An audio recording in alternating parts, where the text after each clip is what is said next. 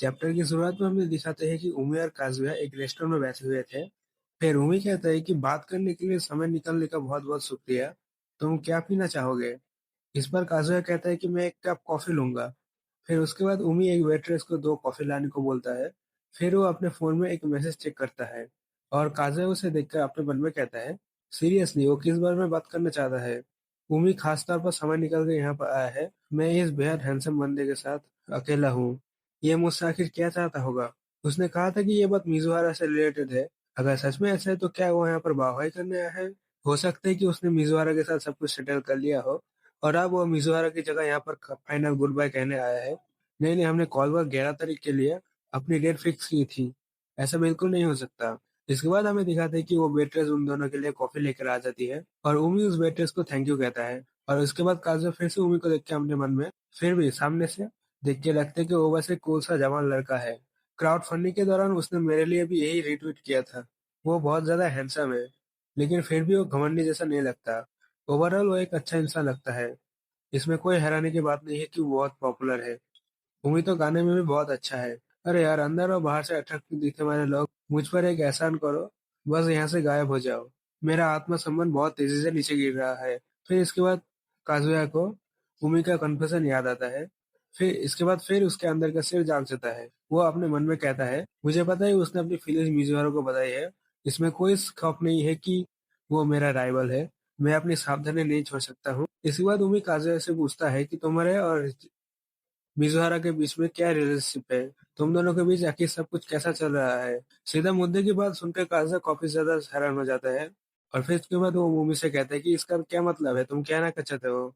देखो, चिजरू कुछ दिन पहले स्पॉन्सरशिप के लिए मेरे साथ सॉकर खेलने आई थी और तब हमें थोड़ी देर बात करने का मौका मिला था। हमने तुम्हारे बारे में थोड़ी बात की। उसने कहा कि तुम दोनों एक दूसरे के काफी करीब आ चुके हो, लेकिन मेरे पूछने के बाद भी उसने मुझे सारी डिटेल्स नहीं बताई। उसने कहा कि उसने तुम्हें डेट नहीं किया अभी तक, इसलिए मैं सोच पे पड़ गया हूँ कि काफी करीब से उसका क्या मतलब था।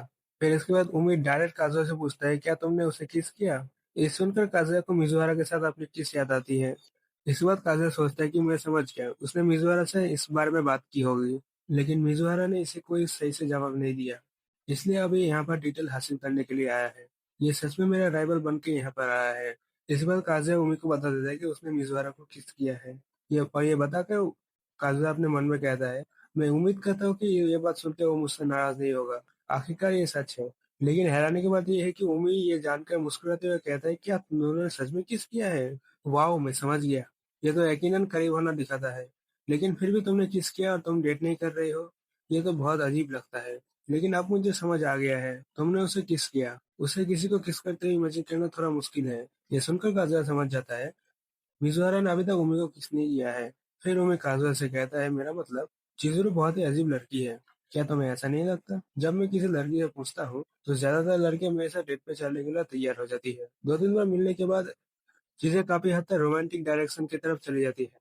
अब जब मैं इसके बारे में सोचता हूँ, कॉन्टैक्ट इन्फॉर्मेशन एक्सचेंज करने के बाद आम तरह से सारे लड़कियां मुझे देखते हुए पूछती थी है। जब भी मैं उन्हें क्यूट कहता हूँ तो वो बहुत खुश हो जाती है। हम किसी प्राइवेट बार में जाते हैं, बहुत जल्द में नशे में हो जाते हैं। लड़कियां अक्सर कहती रहती है कि वो मुझसे प्यार करती है, लेकिन मिज़ोरा बहुत अजीब है।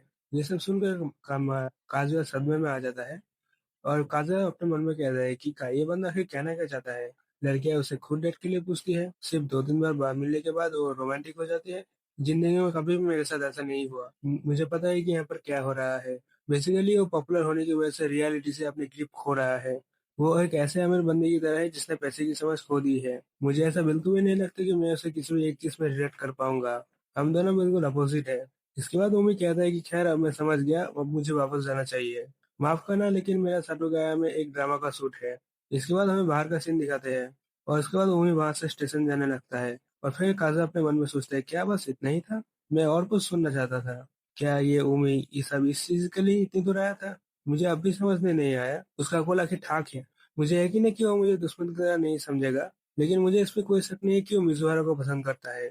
इसके बाद काजुया को ओमेगा कन्फेशन वापस याद आता है और साथ में इस बार वो कहता है, मैं सोच रहा हूँ कि आखिर उस बात का हुआ क्या। हमने इस बारे में कभी बात नहीं की, लेकिन इसका मतलब ये है कि मिजुआरा ने उसे रिजेक्ट नहीं किया। अगर ऐसा है तो इसका मतलब लगता है मिजुआरा ने अब तक किसी भी बात पर अपना माइंड नहीं बनाया है। ऐसा लगता है कि मिजुआरा अभी भी अपने ऑप्शन पर विचार कर रही है। लेकिन इसके बाद आखिर में उमी काजुया से कहता है, सच कहो तो उसने कुछ दिन पहले मुझे रिजेक्ट कर दिया था। उसने कहा कि शायद इस समय वो प्यार में है और वो पूरे दिल से उस बंदे का सामना करना चाहती है जिससे वो प्यार करती है।